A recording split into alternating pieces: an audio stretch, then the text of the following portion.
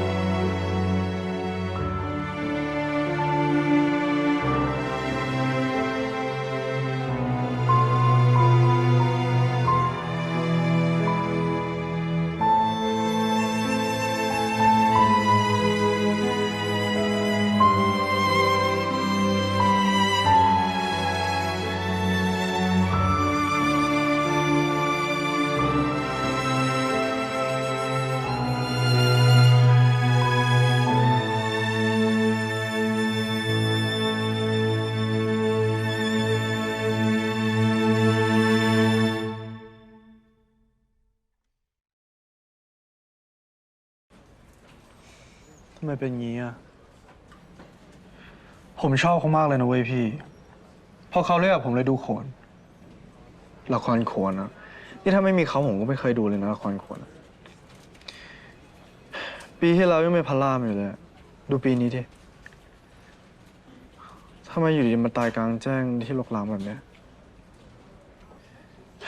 อีกอย่าง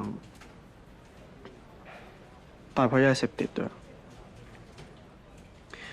คนเรานี่เหมือนดาวตกเลยนะพี่มาแป๊บๆแล้วก็ไปชีวิตคนเรามันไม่แน่นอนเลยเนาะเข้าเรื่องได้เลย怪不得有几次夜里回家觉得瘆得慌，总感觉有人跟踪我。原来是真的。这个我可以为金玲作证，他有一次还把我误认成跟踪他的人。仅仅是跟踪吗？有没有做一些其他的？没有啊，不然的话我不可能意识不到啊。从什么时候开始的？从景天回国不久就开始了。问题是，他干嘛要跟踪我呀？是你不知道，我们也不知道呀。หรือว่าเขาจะชอบคุณแล้วก็ความเป็นไปได้อีกอย่างก็คือเขาอาจจะคิดอะไรไม่บริสุทธิ์กับคุณหรือเปล่า你这么说就有点离谱了。แต่มันก็ไม่ใช่ว่าเป็นไปไม่ได้นะครับพี่ละวัฒน์เองก็เป็นศิลปินดังนั้นการที่เขาจะรักใครสักคนหรือว่าตกหลุมรักใครหรือว่าใจง่ายกับใครสักคนมันก็ไม่ใช่เรื่องที่เป็นไปไม่ได้นะครับ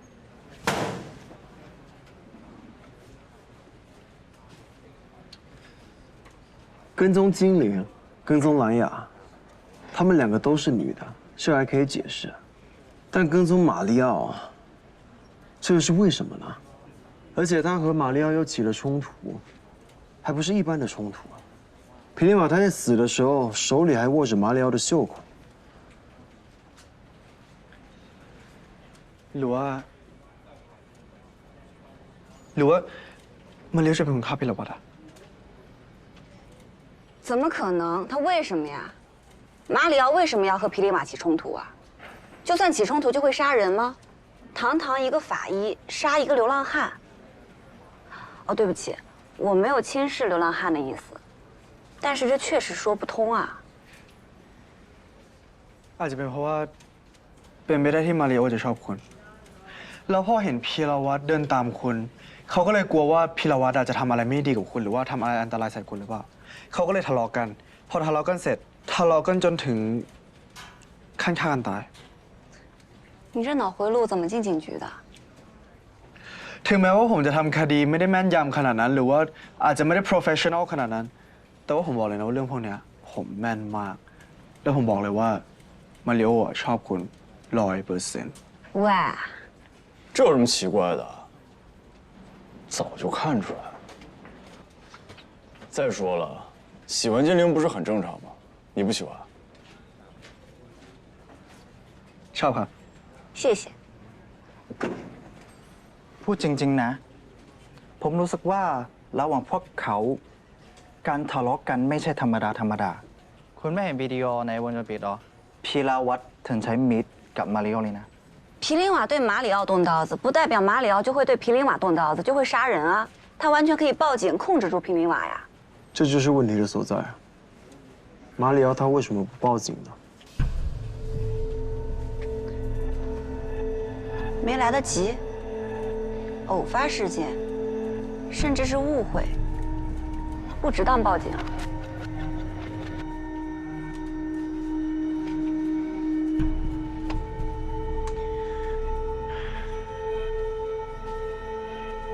อ๋อใช่ครับ ผมมีอย่างหนึ่งลืมบอก มีผู้ชายหน้าตาใช้ได้คนหนึ่งเอารูปพีรวัตรไปหาคนเล่ร่อนที่ชายเมืองพางภาคใต้ครับผมแล้วก็ไปถามเขาว่าคือใคร ซึ่งรูปภาพนั้นนะครับ เป็นภาพวาดไม่ใช่รูปภาพที่เป็นภาพถ่าย นี่คุยมาตั้งนานทำไมมึงเพิ่งพูดเนี่ยฮะงานไปเลย หันไปเลย หันไป ครับ ถ้านึกอะไรออกมาเนี่ยค่อยหันมาพูดนะ แต่ถ้าไม่ได้รับการอนุญาตของผม อย่าพูด งั้นเราไปถามมาริโอดีไหมครับ มันไม่ดีมั้ง เพราะว่าเราก็เป็นระบบเดียวกัน ตอนนี้ก็ยังพึ่งพาเขาอยู่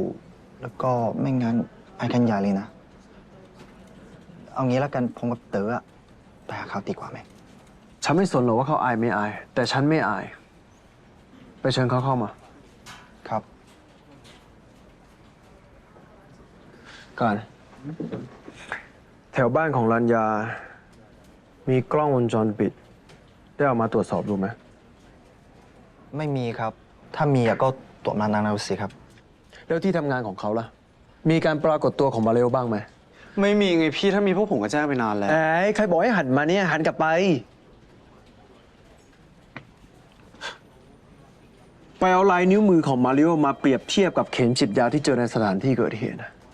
แล้วติดต่อหน่วยปราบปรามยาเสพติด ยาเสพติดจำนวนเยอะขนาดนี้ยังไงเราก็ต้องเจอผู้เสพกับผู้ขายอยู่แล้ว ครับ พูดมา เดี๋ยวพรุ่งนี้ผมจะเอารูปมาริโอไปคอนเฟิร์มกับคนเล่ร่อน นี่ไง อยู่มาทั้งคืนแล้วเพิ่งมาพูดอะไรที่มันมีสาระ金莲，今天你2天好好回去休息一下吧。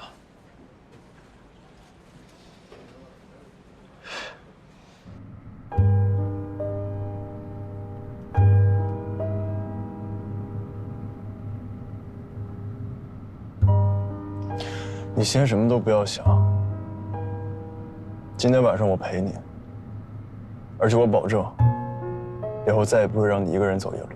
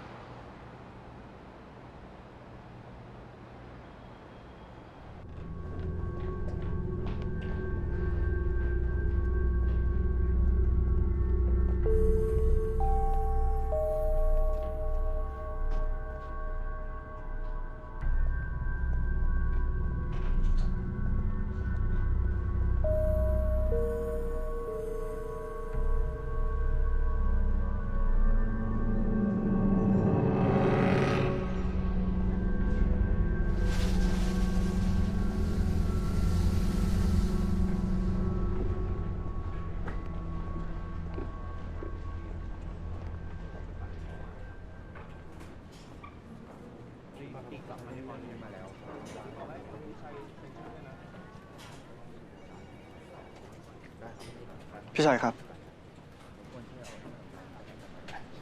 รัญญามาไม่ได้ละ หมายความว่าไง ผลการตรวจสอบจากหลักฐานที่เราเก็บมาจากห้องทำงานรัญญาเอามาแล้วครับ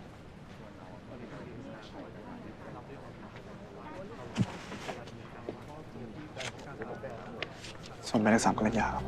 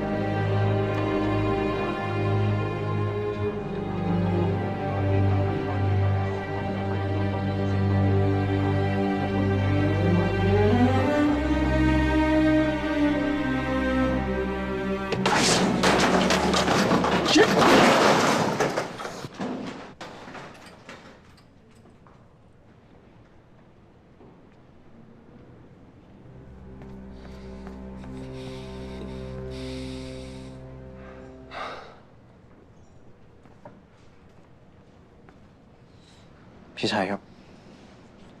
เจ้าตัวถึงแล้วครับ เอาไปที่ห้องสอบสวน ฮะ จะดีแล้วครับ รับทราบครับ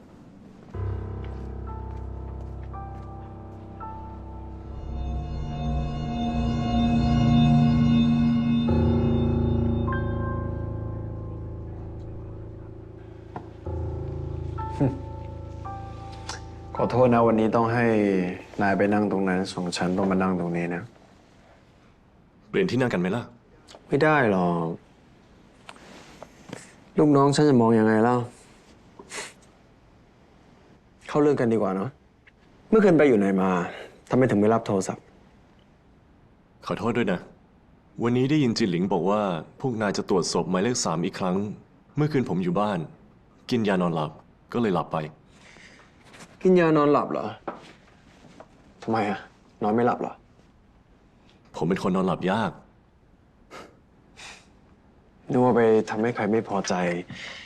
ก็เลยนอนไม่หลับ พูดไปเรื่อย กระดูกคอไม่ค่อยดีเนี่ย แล้วอีกอย่างก็คงจะเป็นคนอื่น ที่ทำให้ฉันไม่พอใจ แล้วใครจะทำให้เราไม่พอใจกันหรอ เรื่องเล็กหน้าไม่ต้องพูดถึงหรอก เรามาเข้าเรื่องกันเลยดีกว่า พวกนายเองก็รอผลทดลองจากฉันอยู่ไม่ใช่เหรอ อืม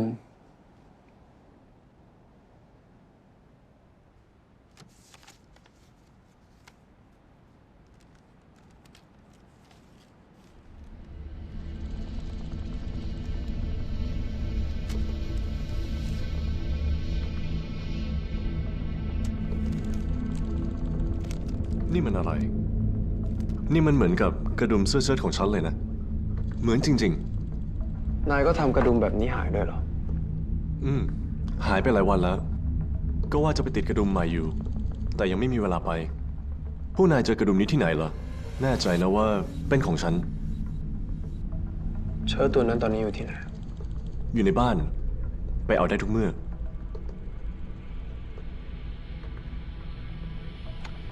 กระดุมเม็ดนี้เราพบเขาอยู่ในมือของผู้ตายคนหนึ่ง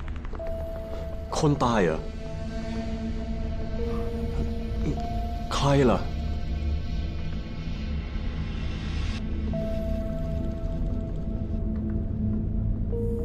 ก็คลิปให้เขาดูนะ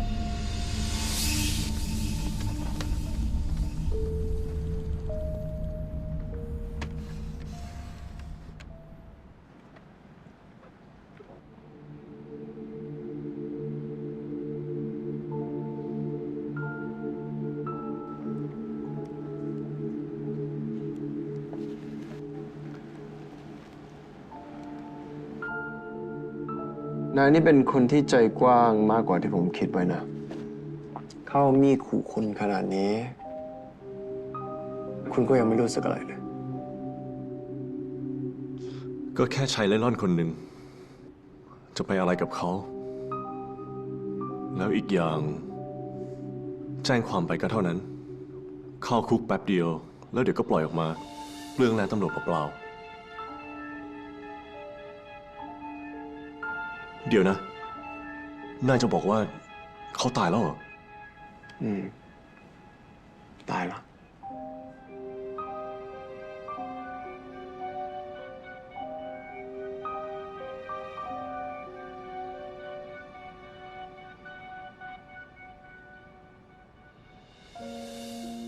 เข้าใจละพวกนายคิดว่า ฉันเป็นคนฆ่า ใช่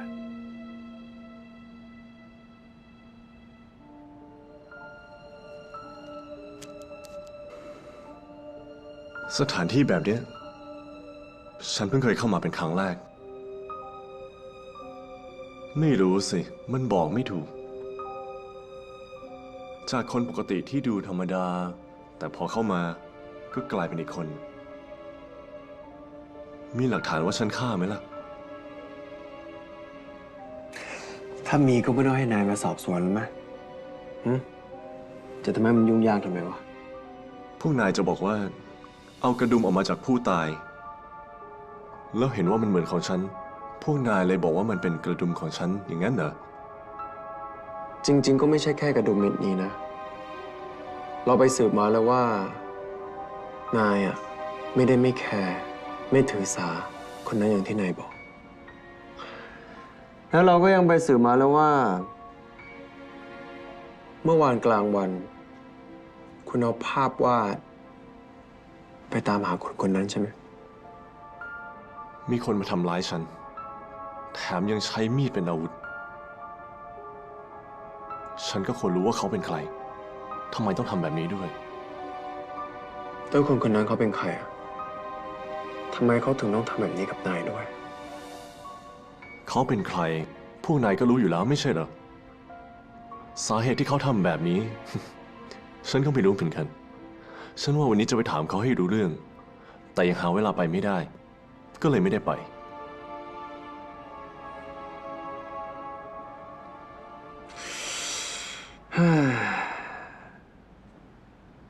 นายลองคิดดูนะ นายทะเลาะกับคนคนหนึ่ง ถึงขั้นต้องใช้มีดด้วย และตอนนี้คนคนนั้นเขาก็เสียชีวิตแล้ว แล้วตอนที่เขาเสียชีวิตเนี่ย ในมือของเขากุมกระดุมเม็ดเดียวกับที่นายอาจจะมีด้วย แล้วลองดูว่าถ้านายเป็นฉันเนี่ย นายจะคิดยังไงวะ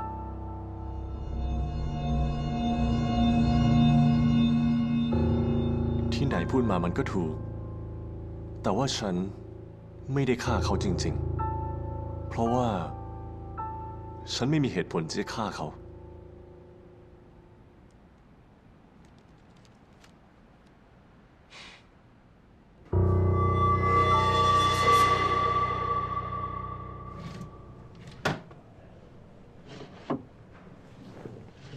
มันมีแต่กาแฟวะ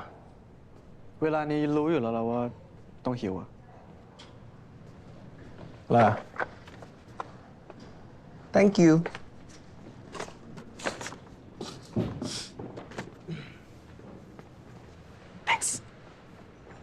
อ้าว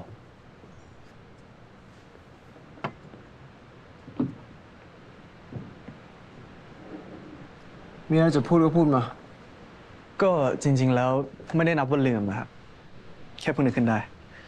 คือไลวินบอกว่าบนด้านของพิรวัตรอะครับ ไม่มีรอยสักลายมอดพระจันทร์มาดากัสการ์แล้วก็เท้าขวาเขามีนิ้วก้อยครับ นี่ถ้าฉันไม่ถามเนี่ย นายก็คงไม่บอกฉันสินะ ไม่ใช่พี่ ผมเองก็เพิ่งได้รับสายจากไลวินมา แล้วอีกอย่างเมื่อกี้ผมว่าไม่ใช่เพิ่งซื้อเบอร์เกอร์ให้พี่เลยยังไงถูกปะใช่ปะ แล้วเรื่องพวกนี้ไม่สามารถพิสูจน์ว่าพิรวัตรจะไม่ฆ่ารัญญานะ แต่ว่าพี่รวัตรจะฆ่ารัญญาทำไมอะเพราะว่าดูจากที่คนเล่ร่อนพูดแล้วอะยังไงพี่รวัตรก็รักรัญญามากๆอยู่แล้ว เพราะว่าดูจากข้อความกับบทกลอนที่เขาเขียนให้กันทุกวัน อีกอย่างพีรวัตรอะเก็บติดตัวไว้ตลอดเลยนะดังนั้นผมว่าแค่นี้มันก็พิสูจน์ได้แล้วเพราะว่าพีรวัตรรักรัญญามาก แต่รัญญาไม่ชอบเขาไง ๆ ถ้าเขาไม่ชอบทำไมต้องส่งข้าวให้เช้าเย็นแล้วก็ทำไมต้องเขียนโน้ตพวกนั้นให้ทุกวันอะ สงสารเขามั้ง ความสงสารไม่ใช่ความรัก ก็อาจจะเขารักกันมาก่อน แต่ที่เขารักคือพันลำไม่ใช่ชายเล่ร่อน 这就对了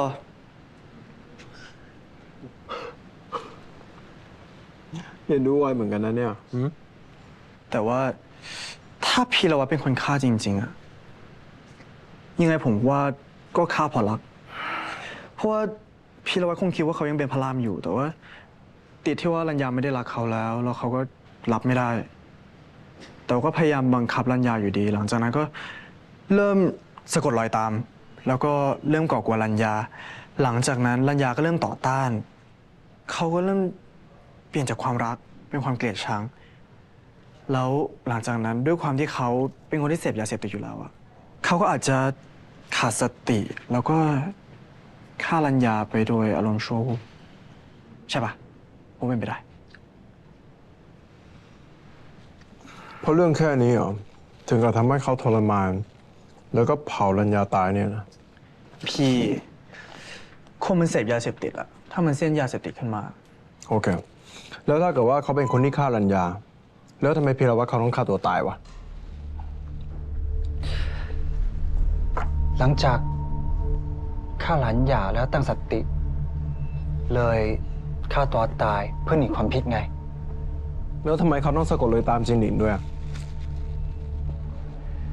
เขาอาจจะอยากจีบจินเหลียนปะ no no no no no no เพราะว่าอันนี้ไม่เกี่ยวกันเลยไม่มีความเชื่อมโยงกันสักนิด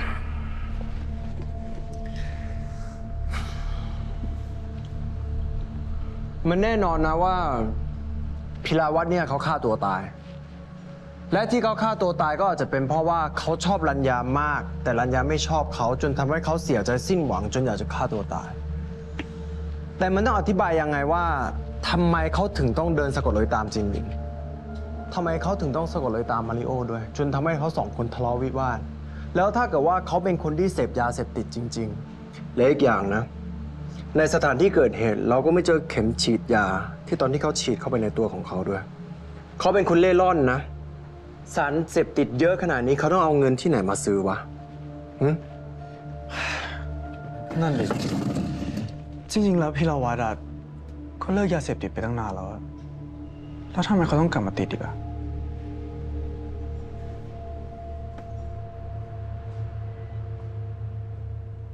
อะไรอะ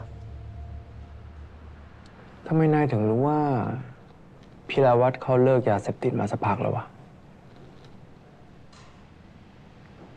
ก็ผมได้ยินคนเล่ร่อนเปิดครับ เขาพูดกันว่าพีรวัตรพยายามเลิกยาเสพติดมาสักพักแล้วก็บนกระดาษโน้ตที่เขียนว่าวันที่เท่าไหร่วันที่เท่าไหร่อะอันนั้นคือรัญญาให้กำลังใจเขาแล้วก็ให้เขายืนหยัดทำต่อไปครับ แล้วมีอะไรที่นายยังไม่พูดอีกบ้าง ไม่มีแล้วครับไม่มีแล้ว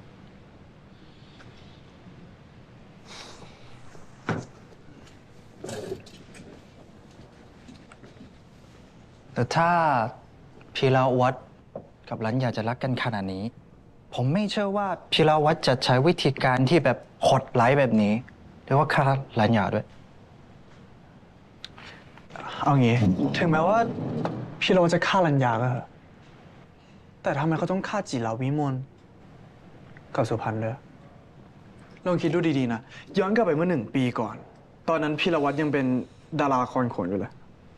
หรือว่าถ้าเราย้อนกลับไปคดีแรกตอน15 ปีก่อน ตอนนั้นอะพีรวัตรยังอายุ7-8 ขวบอยู่เลยนะแต่ว่าถ้าลองคิดดูดีๆการที่พีรวัตรจะใช้วิธีการเผาศพทรมานศพจัดการศพแบบเดียวกันผมว่ายังไงมันก็ดูบังเอิญเกินไปอยู่ดีอะ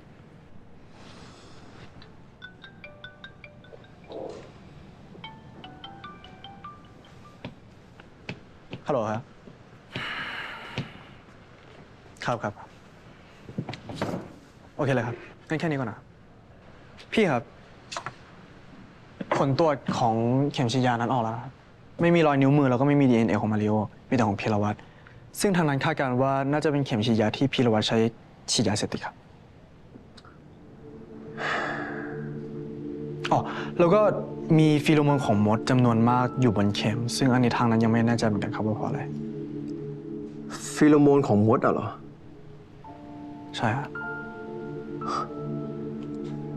สงสัย今天ไม่ได้เข้าเรียนแล้วล่ะ ผมว่าตอนนี้ผมไปโทรหาเขาดีกว่า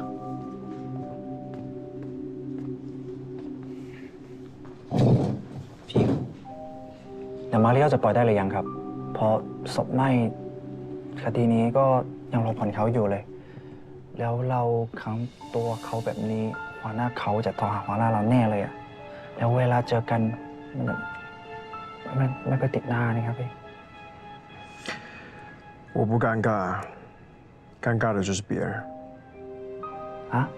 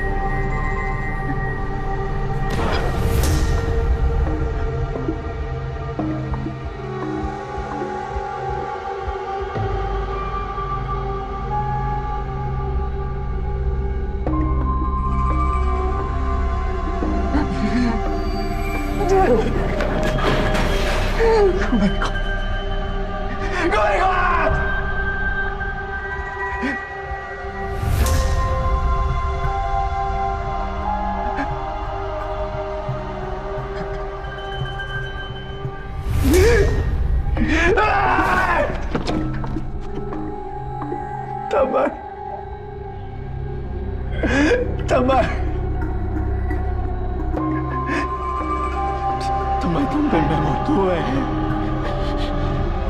ทำไมต้องเป็นแม่หมดด้วย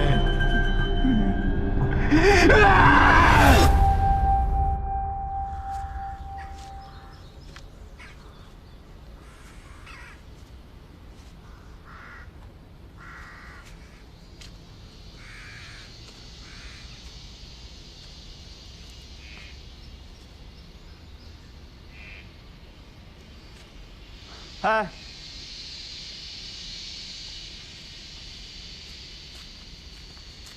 怎么了？你看，这有个蚂蚁窝。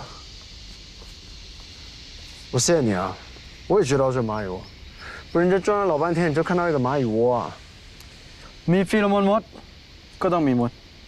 มีมดก็ต้องมีรังมด อันนี้พวกเรารู้แล้ว 对，那这个蚂蚁洞和别的蚂蚁洞有什么区别啊？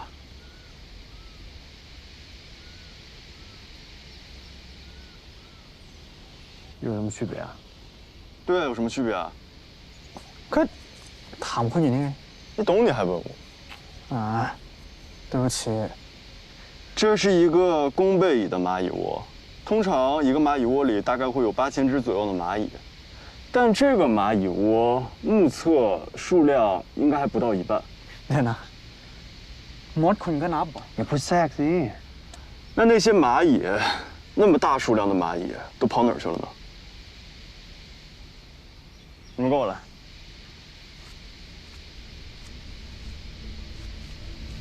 你们看这里，还有这儿，还有这儿，这一片全部都是蚂蚁的尸体。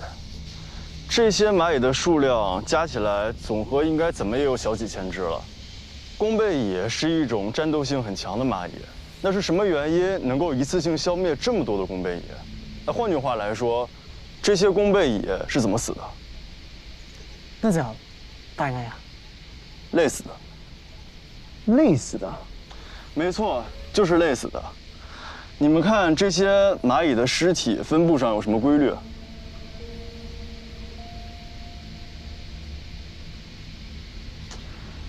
蹲着看反倒看不清楚，站起来，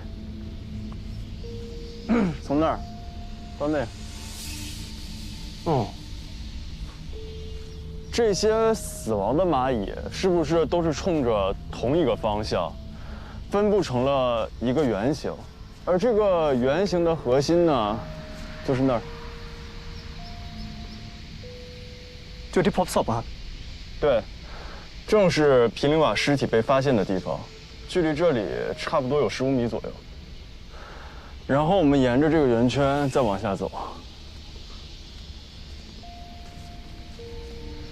你们看，针管被发现的位置就是在以尸体发现点为圆心、半径15米左右的圆圈上。所以呢？所以我先问你个问题：针管被发现的时候埋得有多深啊？ ประมาณ2 เซนติเมตรครับผม 那就对了。怎么又对了？ ใช่อะไรอีกแล้วครับ 我怀疑皮林瓦不是他杀，而是自杀的。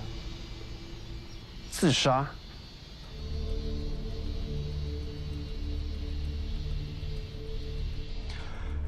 大家可以看一下，这个圈叫做蚂蚁怪圈。在侦破吉拉语的案件的时候，大家都知道，蚂蚁是靠同伴的信息素来行进的，所以蚂蚁每次出门都是成群结队，共同进退，原路来去的。可一旦这些信息素出现头尾相连的情况，那蚂蚁就会自己走成一个圈，这个圈就叫做蚂蚁怪圈。在自然界，这种现象很少见，但如果有人为干预的话，就很容易形成。 มีคนมากวนมันนะครับ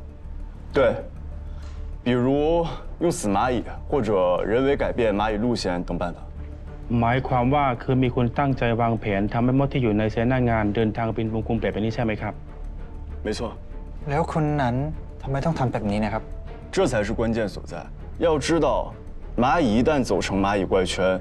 就相当于进入了一个死循环，除非累死，不然不会停下来的。 บนหน้าไซงานที่ตายนี่ก็คือเหนื่อยตายใช่ปะ 对，再回到卡的问题上，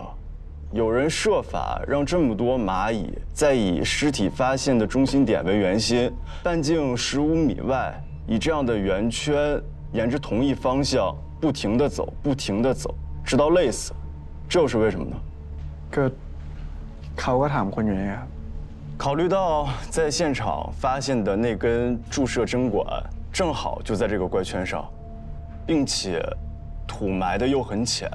而且从这根针管上又找到了现场蚂蚁的信息素，所以我高度怀疑，这个人搞这样一个蚂蚁怪圈就是为了埋这根针管。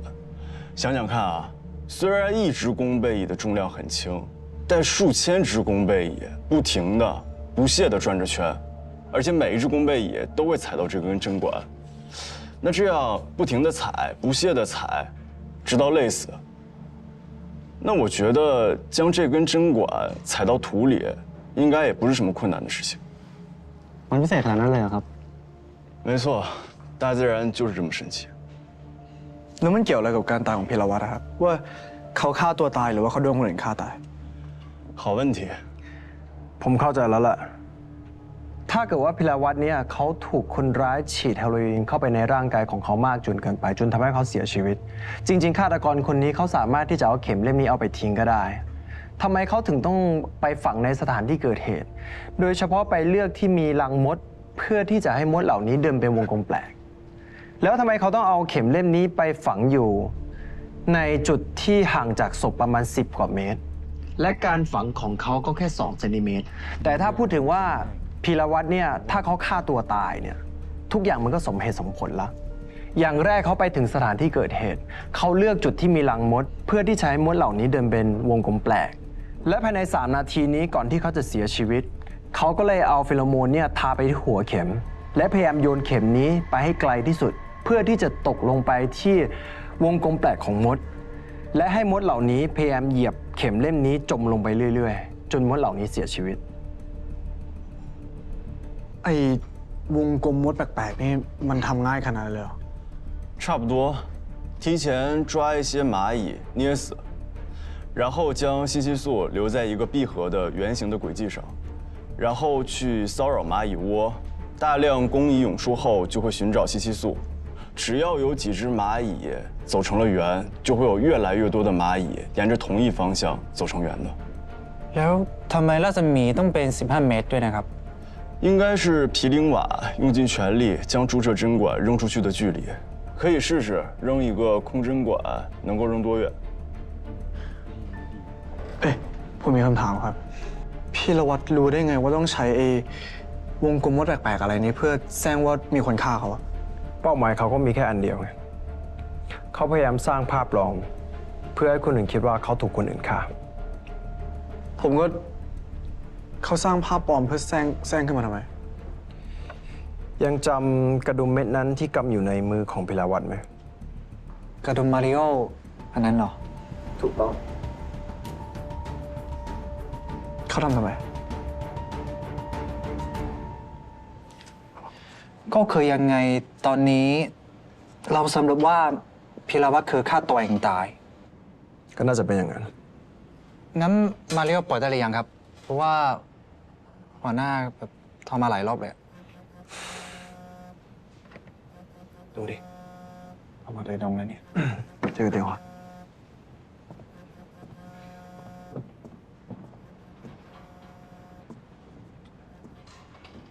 ัลโหลเอ๊ะพี่ละวัดรู้ได้ไงว่าต้องใช้วงกลมมดบ้าอะไรนี่เพื่อหลอกคนอื่นว่าตัวเองโดนฆ่า这个我就不知道了。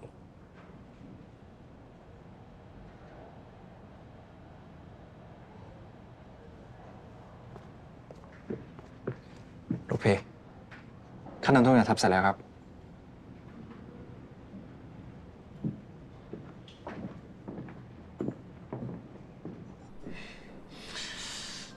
ขอบคุณที่นาย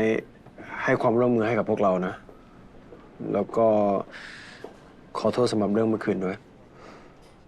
พวกเราสายอาชีพเดียวกัน มันก็เป็นเรื่องปกติอยู่แล้ว ผมเข้าใจได้ แต่ว่า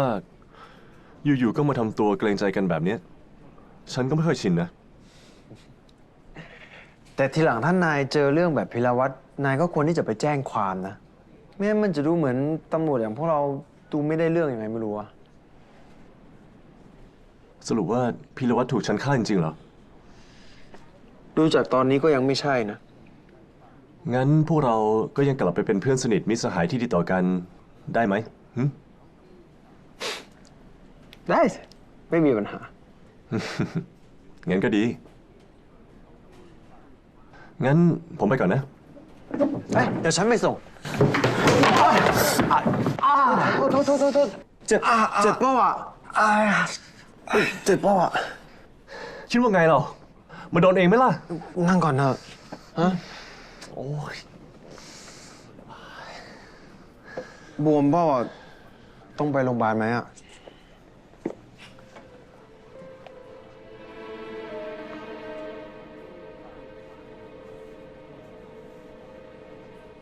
ไม่เป็นไรไม่เป็นไรนายก็ไม่ดูตามาตาเรือเลยนิสัยแบบนี้เนี่ยเมื่อไหร่จะแก้สักทีเนี่ยก็เป็นเพราะว่าฉันสะเพร่ามากฉันก็เลยดูหนุ่มอยู่ตลอดไงขอโทษนะไว้วันหลังไปเลี้ยงข้าวแล้วกันช่างมันเถอะปกตินายก็ชวนแต่ผู้หญิงอยู่แล้วนี่ไอ้อะพูดจริงเลี้ยงข้าวไปกินตอนนี้เลยไหมล่ะนะไปเถอะโอ้ยขอโทษที่ฉันอยากจะขอนายอย่างหนึ่งนะว่าฉันไม่อยากให้นายเข้าใกล้จินหลินมากเกินไปนะเพราะยังไงจินหลินเขาก็เป็นแฟนของลูกพี่ผมนะเรื่องของความรู้สึกอะฉันเองก็ตัดสินใจไม่ได้นายไม่เข้าใจหรอกแล้วทำไมอยู่ดีจริงจังอีกแล้วอะนี่พี่สงสัยมาริโอ ไร้สาระนะถ้าฉันสงสัยเขาก็คงไม่ปล่อยเขาไปหรอก อย่างแรกเลยมาริโอเองก็เป็นผู้ชายใช่ไหมพี่ อย่างที่สองเขามีปริญญาเอกด้านนิติเวชกิตวิทยา ที่เขาเคยไปเรียนที่เยอรมันดังนั้นเขาสามารถรู้เรื่องกิตวิทยามากกว่าคนอื่นถูกป่ะพี่ นายช่วยพูดอะไรที่ฉันไม่รู้ได้ไหม พี่ไม่คิดว่ามันแปลกหรอทำไมมาริโอเขาถึงต้องทำตัวลึกลับตลอดเวลาไปไหนมาไหนคนเดียว ไปไหนมาไหนก็ไม่บอกคนอื่นแถมเราทำงานด้วยกันมานานขนาดนี้เขาไม่เคยชวนเราไปบ้านเลยนะเว้ยพี่ไม่เคยชวนเราไปเที่ยว บ้านเกิดเขาอยู่ไหน พ่อแม่เขาเป็นใครพวกนี้เราไม่รู้เลยนะอีกอย่างเขาเคยมีแฟนหรือเปล่าตอนนี้เขาชอบใครจริง ๆ แล้วเราก็ไม่สามารถยืนยันได้นี่ตอนแรกผมคิดด้วยนะว่าเขาชอบผู้หญิงหรือเปล่า นายบอกว่ายังไงเขาก็ชอบจินหลินไงเส้นผมแม่น มันก็ใช่พี่ นี่มาหาฉันมีเรื่องแค่นี้เหรอ อ๋อเปล่าครับ จริงๆแล้วผมจะมาบอกพี่ว่าผมเอารูปมาริโอไปยืนยันกับคนเล่นหลอดละแล้วพวกเขาก็บอกว่ามาริโอเนี่ยแหละครับที่เอารูปพีรวัตรไปหาพวกเขา แต่จินเทียนเขาก็พูดแล้วไงว่าพีรวัตรเขาเป็นคนฆ่าตัวตาย ยังไงมาริโอก็ไม่มีส่วนเกี่ยวข้อง แต่ว่าการที่มาริโอไม่มีส่วนเกี่ยวข้องกับการฆ่าตัวตายของพีรวัตรไม่ได้แปลว่าเขาจะไม่มีส่วนเกี่ยวข้องกับคดีของรัญญานะเพราะตอนนี้ที่เราสืบมามันก็มีแค่มาริโอกับพีรวัตรที่มีส่วนเกี่ยวข้องกับคดีของรัญญา กัดหูหน่อย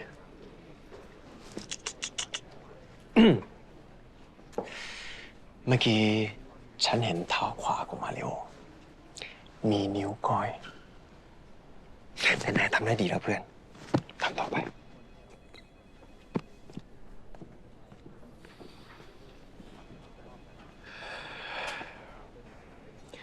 งั้นพี่ถือซะว่า ผมไม่ได้พูดอะไรแล้วกันนะครับ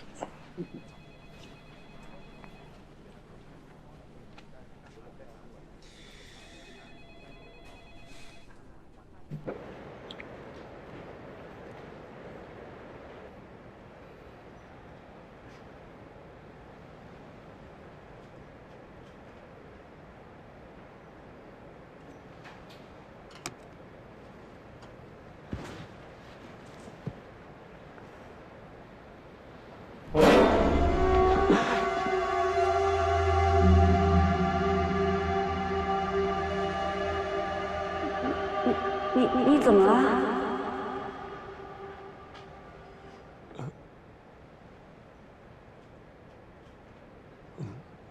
ไม่มีอะไร 丽莹第3龄的比对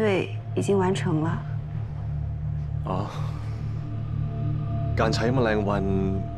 มาคำนวณช่วงเวลาของศพ เป็นโครงการวิจัยที่สำคัญของเรา เธอต้องจับตาดูให้ดี 哦，还有，兰雅的死亡时间的报告已经做好了，等你签完字就可以发给瓦拉里洛了。 อ่ะ งั้นผมเซ็นเดี๋ยวนี้เลย